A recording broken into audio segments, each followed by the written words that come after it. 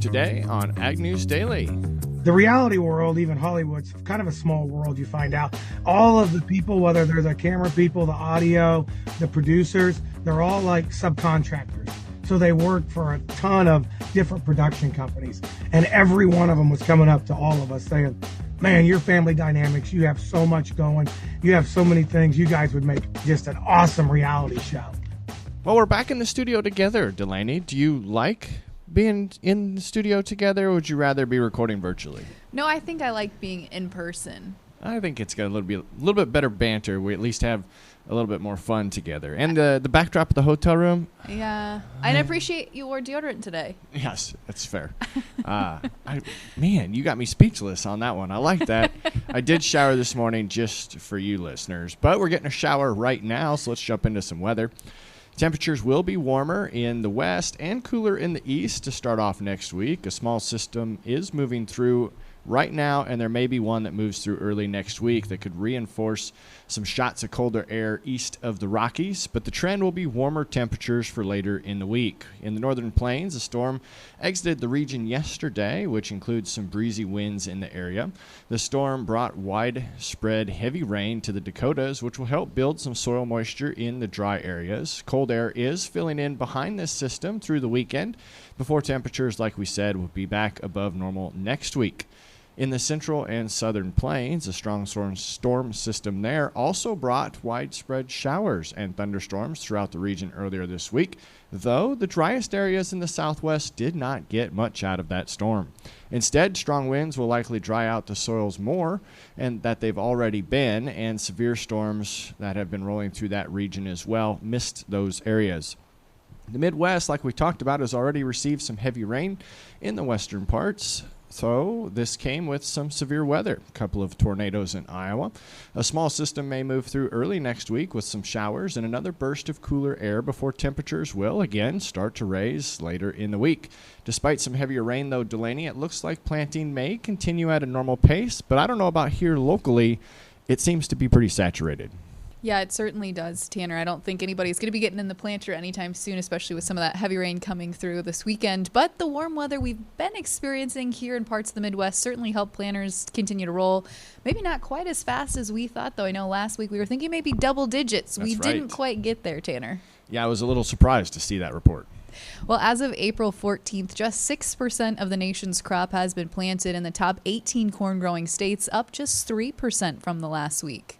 We also saw growers get a start on planting for the soybean crop, with 3% of that crop now in the ground. Oats in the top 9 oat-growing states reflected 43% planted, and winter wheat has headed in 7 of the top 18 states. So definitely seeing some progress, but maybe won't see a lot of progress with all this heavy rain. Yeah, I don't anticipate to see the next report jump a lot, but maybe that's some backyard-itis and just looking at what happened here. However, California has 100% of their winter wheat crop rated good to excellent, according to the USDA report. 55% of that state's crop has headed out, according to that April 15th report we were just talking about. In other news, CHS Inc. announced on Tuesday its plans to buy 8 Cargill grain facilities in 5 different states. According to the news released by CHS has said that it signed an intent to purchase agreement with Cargill. Those Cargill elevators are located in Pipestone and Maynard, Minnesota, Morris and Seneca, Illinois, Holdridge, Nebraska, Cheyenne Wells and Byers in Colorado, and Parker in South Dakota. In all, the purchase would add about 15.5 million bushels of grain storage capacity to CHS Inc.'s business. The purchase is tentatively planned to close in early June of 2024, according to CHS. The financial terms of the deal were not disclosed by the companies. CHS stated purchasing these grain assets is part of a larger strategy to invest in our enterprise supply chain, efficiently connecting our growers to the global marketplace. Cargill stated in their statement on Tuesday that the two companies have a strong partnership based on shared values, strategic alignment, and an effective and efficient business model.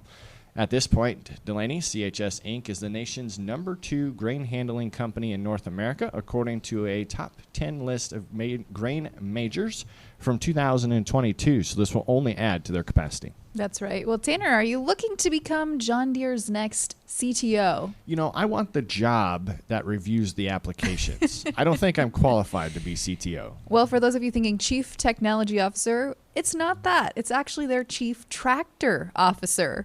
In an announcement earlier this week, John Deere shared this new role, CTO role, which they defined as the ultimate influencer adventure. With the help of NFL quarterback Brock Purdy, they've launched their hunt for their first ever CTO.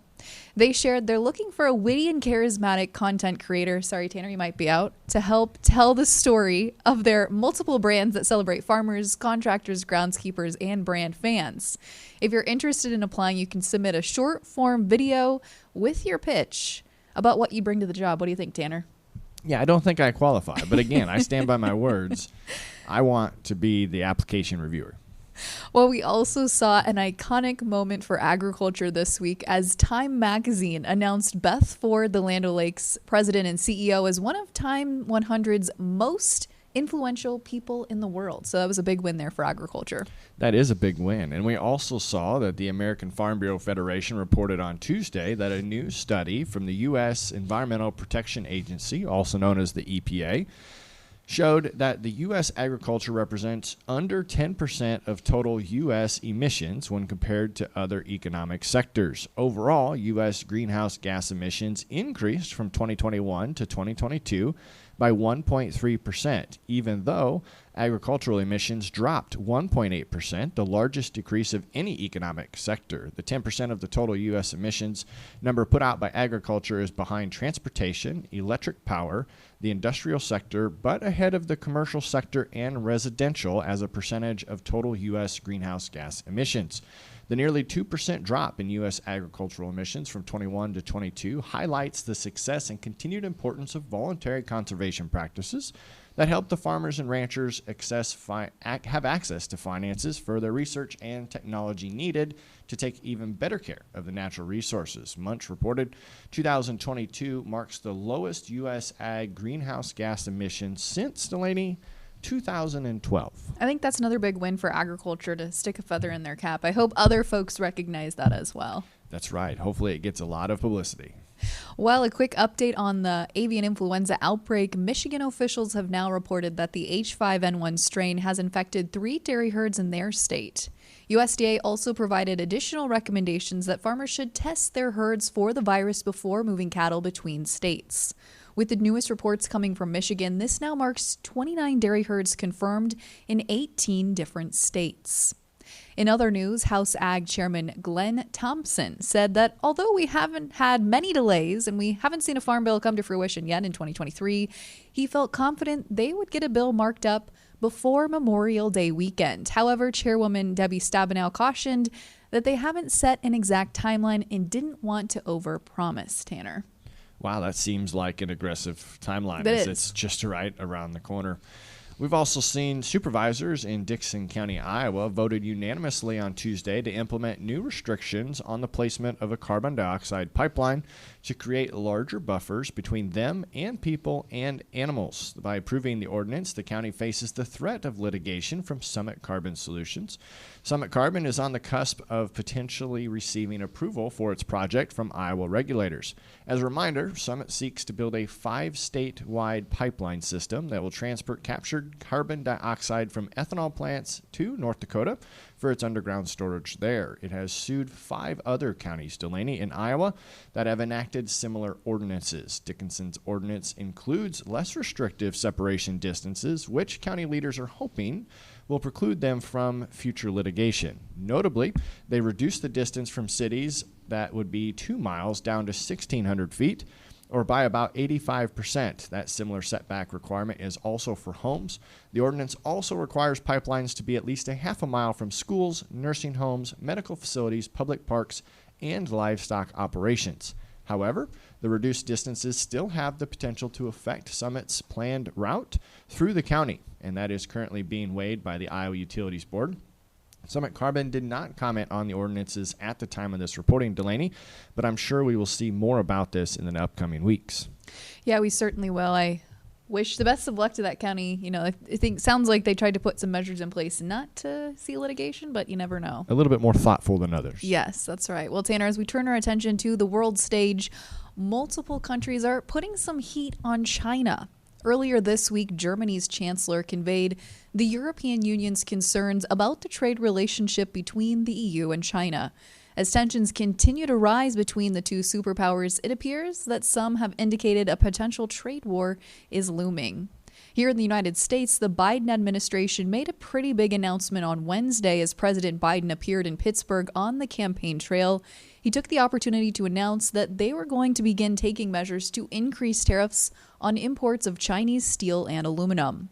According to White House economic advisor Jared Bernstein, he assured reporters this week that the move by the Biden administration would not have any impact on inflation or any negative effects on the U.S. economy as a whole. We've also seen conversations ramp up this week between Iran and Israel. Perhaps an end to their conflict is in sight. Israel's war cabinet met for the third time this week to decide on their response to Iran's missiles and drone strikes, Tanner, so perhaps a little cooling off on the tensions there. We hope so. So, Delaney, Hogzilla or Jaws? Are you ready for some wild news? This must be our headline of the week. That's right. More humans are killed annually by wild pigs than by sharks, according to a new study. By slice, puncture, hook, and gouge, the global number of fatalities from wild pig attacks has been rising by the decade. Between 2014 and 23, the average number of fatal shark attacks worldwide was 5.8 per year, but the average fatal wild pig attacks was 19.7. In 24 alone, there's already been 7 deaths from wild pig incidents. According to the groundbreaking research published in 2023, the number of humans killed by wild pig attacks have climbed steadily since 2000, for a total of 172 deaths, including some freakishly grisly fatalities in Texas. Most of the public doesn't know the facts about wild pig attacks, says the writer John J. Mayer, lead author and study of the wild pig research pioneer. It's not sharks, wolves, or bears that kill most people. It's the wild pigs, and the numbers are consistently trending up. His study included 1,532 attacks, along with those 172 deaths. The attacks have been horrific. Typically, wild pigs don't bother anybody unless they feel threatened, but when they do, they deliver tremendous damage to the human body in a matter of seconds, Delaney, and it can be gruesome. We found that in the fatal attacks, 55% of the people died on scene. The wild pig population has been ballooning to nearly 7 million, and the annual damage to the ag economy is $1.5 billion, according to the USDA, Delaney. Mayor states the impact of wild pigs state here, you hear about shark attacks all the time in the news, but you most never hear about wild pig attacks. Well, I think that's part of the reason African swine fever threats are also concerning as well as other disease. Well, Tanner, I don't know if you've heard or seen any of the headlines around a very now famous farm family, but the McBee Dynasty reality TV show has taken the world by storm. We're sitting down with them here today to learn more about what it's been like to be on a reality TV show, some of the negative headlines surrounding the family, and more. Well, as we mentioned earlier, the McBee Dynasty show has really taken over the internet, TikTok, and everywhere by storm. Joined today by Steve and Cole McBee. Gentlemen, thanks for joining us today. Thank you for having us on. Yeah, appreciate it. So you guys have become these internet TV influence superstars overnight here. Excited to learn more about your story. But Steve, I'd love to start with your journey to become a farmer, because on the TV show, they really don't talk a lot about how you got your start in farming and how you grew this big empire that we see today.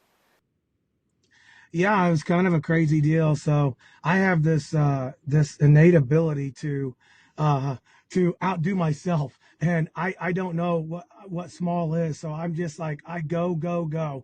So we're first generation farmer. I think that's something that I wish they would have spent a little more time on, because all due respect to all them generational farmers and the people that, spend a lifetime doing it. So I've always been under the belief what one man does, another man can do as well. And I bought our first farm in 98. I had 2 boys. Cole wasn't even born at that time. So, and then just started growing from there. Was always passionate about the outdoors. I was from a small town, Bramer, Missouri, 20 minutes south of Gallatin, and started a business, a telecommunications business, actually, when I was 20 years old. and said, I want ground. I grew up hunting, fishing. I mean, that's all my dad did is take us outdoors, farming, everything. So I was like, I want a place of my own that I can leave to my sons and daughters if I had one, but that I could leave to my children. And so I bought my first farm and just started growing from there and was passionate about it. Loved getting my butt kicked, trying to figure it all out. I'm a I'm a reader and I trying to figure out, farming is probably the hardest thing you could do compared to other businesses because there's so many variables out of your control. And so we paid a lot of learning curves. I feel like we're really getting things in line now as we've got some good partners that we work with and really got it figured out. I'm a lifetime learner and we continue to get better. And that's kind of the story of how it progressed. Everyone always asks me, how did you put this land together? I literally would go to the courthouse, get every neighbor that owned farms around me, and I'd call them. And they'd be like, some of them, the irony is some of them would say, don't ever call me again. I'm never selling. Oh, I'm sorry. No problem. I just thought I'd check. 6 months later, hey, are you still interested in this farm? And that's kind of how I put this. Missouri's very chopped up. So it's not like North Dakota, South Dakota, Wyoming, Texas. It's very chopped up. So it's hard to put together continuous pieces of ground in Missouri. Yeah, so they say on the show you have about 40,000 acres. Obviously, those are not contiguous acres. Is that accurate to where the farm size is today? Yeah, it's pretty accurate. We fluctuate a little bit, up and down, but they're definitely not continuous. I think our largest continuous piece is like 4,300 acres, Cole. Yeah, around there, around the lodge, around your house stuff is biggest piece, and we have a couple other bigger farms that he's pieced together throughout the years. But like he said, I mean, most of the time you go up here, if you look on any like plat map or anything, I mean, it's all like 80-acre chunks, like 120 acres, 80 acres, 40 acres. Like it's split up so much that, I mean, to get that big farm, I don't know, there was probably 15 different landowners you bought from just to put together our big farm. I mean, over 15 years. I mean, it's been like a process over the last 15, 20 years for him to piece together these farms. And luckily, we're so lucky that he started when he did, because if you would try to do that nowadays, there's just no way you could own the amount of, or you buy the ground nowadays with the prices things are at. I mean, this was 2000 to 2015 whenever he was really getting into it. And we're lucky we did, because it wouldn't be, we wouldn't have near as much nowadays if we were trying it now. Yeah, you guys are just really diversified. I appreciated seeing that through on the show. You have the crop ground that you talk a lot about, or tried to talk about on the show. How many different businesses are wrapped up into the farming entity today? Well, so we have McBee's Coffee and Car Wash, which that's something that we looked at. We started on that back in like 2018, doing all the research. Wanted something that was a more predictable cash flow instead of the large swings like in the farming world. But we have, I've always been a builder, so I have a home building company, had a ton of rentals. I bought a ton of investment properties in 2008, 9, and 10 when the market crashed. At one time, I had it right at 3,000. I had 15 different apartment complexes. They didn't really touch on any of that. We've got McBee Meat Company, which is kicking off. It's our direct to consumer meat company, and then obviously, like I said, the rentals. We've got the car washes. Lots of other small LLCs. So Cole, your dad shared his story of how he got started first generation. You're the second generation now to farm in Gallatin. Why did you decide to come back to the family farm? Was that ever really a decision for you, or did you always just know that was what you were going to do? For me, it was something I've always loved. Like ever since I was younger. I mean, my brothers and I grew like every chance we had outside of school, every chance we had. Like if we were hanging out with friends on weekends after school, we were on the farm. Like every chance we got, we were on the farm. We were running equipment. We were fishing, hunting, doing whatever we could on the farm, and that's just how we grew up. And I really took to it whenever I was 10, 8, 10, 11, 12 years old. I started, everybody starts out, in raking hay. You start out in a tractor, small power horsepower tractor, raking hay. You start out with the hay stuff during the summer, helping out. And I started out with that. And, I just love it. It's just something that I've always loved, being in a tractor. It's peaceful to me. It's also work, and I love doing it. And So I kind of knew at a young age that's what I was going to do, and ever since as I grew and got older, I just continued to love it more and more. And so there was really never a question on what I was doing. As soon as I was in high school, I already knew what I wanted to do. I went to college, and I went to a 2 year call. I went to Iowa State, and I ended up coming back to the farm so much that I ended up coming back and going to a community college for 2 years, just because I was driving back every weekend, running a combine or running a tractor, helping plant season. So it just kind of was a waste for me to be. I was driving back so much. It wasn't a waste, but I wasn't going to enough classes, so I needed to get back to somewhere closer. So I came to a community college and got my 2 year ag degree just because I was just here close to home, and it's something I've always loved and something I always knew I was going to do, and still to this day, it's definitely my favorite thing to do. So you guys obviously have a great farming operation. You've got a lot of diversity going on. What possessed you to go on a reality TV show? How did that whole idea transpire? And was that a family conversation where you decided to do that? That was multiple family conversations. So yeah, it started with Steven being on Joe Millionaire. So he was on a dating show 2 years ago, and they brought the final six girls out to the farm and ranch. And so the producers, which is the reality world, even Hollywood's kind of a small world. You find out all of the people, whether they're the camera people, the audio, the producers, they're all like subcontractors. So they work for a ton of different production companies, and every one of them was coming up to all of us saying, man, your family dynamics, you have so much going. You have so many things. You guys would make just an awesome reality show. And anyways, it kind of just grew legs from there. That was kind of the segue into where we're at today. And they hit us up and had so actually we had like four different production companies, Cole, that was wanting to, The come out word and shoot definitely that. got out after Joe Millionaire. Like they were like, man, someone needs to get a reality show. Like we started growing on social media a little bit, not huge, but like our farms page and Steven and everybody, and people would be commenting on there like real life Yellowstone. Y'all need a reality show, like what all this different things, and then it was like after the Joe Millionaire and they came out. I'm guessing the people who work on Joe Millionaire went back to Hollywood or wherever out there and just started telling everybody about it, because we had within 4 months after that, 6 months after that, we had 4 or 5 different production companies reach out to us, and then we had meetings with all of them, and we went with the one that we felt like fit us the most, and the one that we liked and felt like we hit it off the best with. And I think we're really happy to this day with who we're working with. Extremely happy. Now on the show, everything just seems over dramatized. I mean, between the relationships with you guys, you're always allegedly out partying. Like, it just kind of, in my opinion, blew things out of proportion. How much of that was reality for you versus they produce something that makes good television?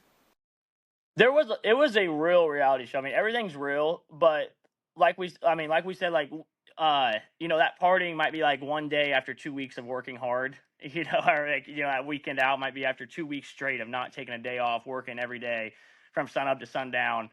And then the partying. So it's not like all we do is party. I mean, we do like to have fun, but we work most of the time. I mean, we make sure our work's done before we go have fun. Yeah, and Steve, you were sharing that they really didn't show a lot of the farming aspect of what you were doing. Maybe they showed the business deals, you guys traveling a lot. What if you could change it, what would you wish they had showed more of? Well, I think just like the hard, all the work and energy, like the long days, the long nights. Cole's in a planter for 48 straight hours. Some of the stuff that I think that they felt wouldn't be like their data or whatever they get for viewership, and they're like, trust the process. I mean, it definitely. I'm not a big. I think I hadn't watched a lot of TV. I work all the time. I don't really watch TV. But I watched some reality shows before ours come out, like just a couple months right before it dropped, when they gave us the date, just to see what it was like. And I would definitely confidently say that we're the most realistic reality show out there. And like they were telling us, like even our production companies, like they do a lot of these reality shows, and they walk in, the people's like, well, what do you want us to do? And they're like, so they go, we have to be the whole storyteller. When they came into us, we gave them our schedule, like a 3-month schedule of the dates that they said. We said everything in green is what we have to do. Everything in blue is what is on our schedule. It's not an absolute must. And they looked at this and they're like, you just did our entire job. And so they were like blown away with everything we had going. And they're like, there's no way we could fit this into 5 seasons. And they're like, this is incredible. You guys have so much going. So I kind of got off base from what you were saying, but I wish they would have showed the more of the actual farming and what the science, the work, everything that goes into it, because there is just so much information. I mean, I could talk, and I won't, like the agronomy side. I could get into the soil biology and the microbes and everything. We're farming soil. We're not farming corn and soybeans. And I could go on, and there's so much stuff that we're trying to do to grow healthy soil, which in return pays the dividends through the crop yield. And everything that, like, shining a light on how many farmers get a black eye from the East Coast, West Coast, not to geographically stereotype, but I'm just saying the people that don't have the understanding of what we're really doing, it's easy just to point fingers and say, oh, they're causing global warming or whatever. And it's so far from that. We're actually helping. And I wanted them to showcase more of the good, all of that we're doing. I agree. I would say I wish they would have just shown a little more about. I mean, I know us and every single local farmer around here that we know. It's a lifestyle. As anybody who's a farmer, it's not a job. It's your whole life. Like, you have to give everything you have to it. I mean, it doesn't matter what day of the week it is. You don't really have days of the week anymore.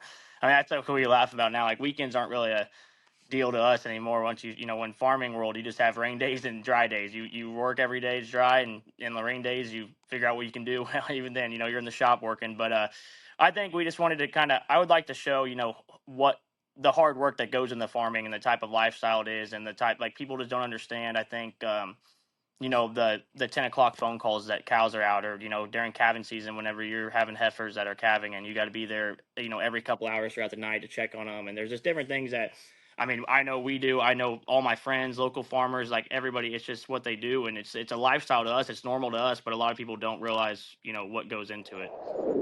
Well, we're going to catch up with the McBees a little bit more later next week for part 2. So stay tuned for that, Tanner. But that was a juicy conversation.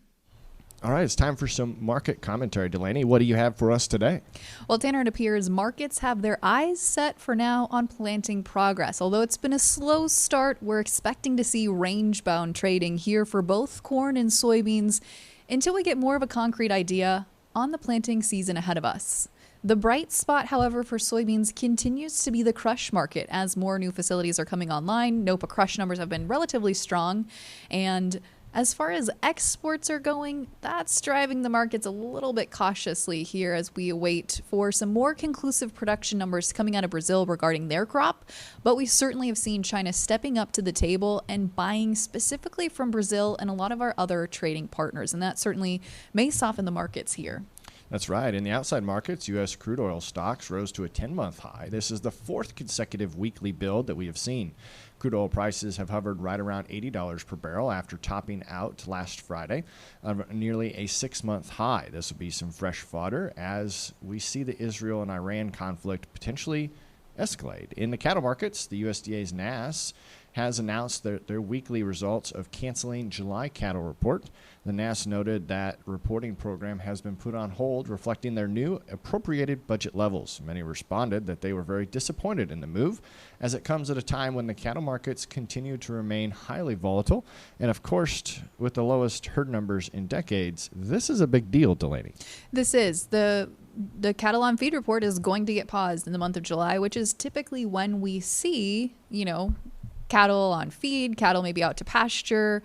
Summer grilling season is heating up. So a lot of folks are pretty concerned about this. We've gotten a lot of comments from NCBA and other top agricultural groups saying this is coming at a really poor time. Yeah, it seems to be a strategic lapse in judgment, whether that is due to those wanting to go on vacation during the summer. It's budgeting purposes, Tanner. Budgeting, that's right. Budgeting purposes. Well, as far as John Deere's budget go, you asked me if I was going to apply for the CTO, but are you? Oh, I don't think I'm quite witty or charismatic enough for them to be in the CTO role. Listeners, go check it out. If you're watching us on YouTube, make sure to share this. leave us a comment, like it, subscribe. We appreciate all that you do. We continue to value your feedback, so that way we can make Ag News Daily and these new productions better for you. But Delaney, for today, what do you say? Should we let the listeners go? Let's let them go.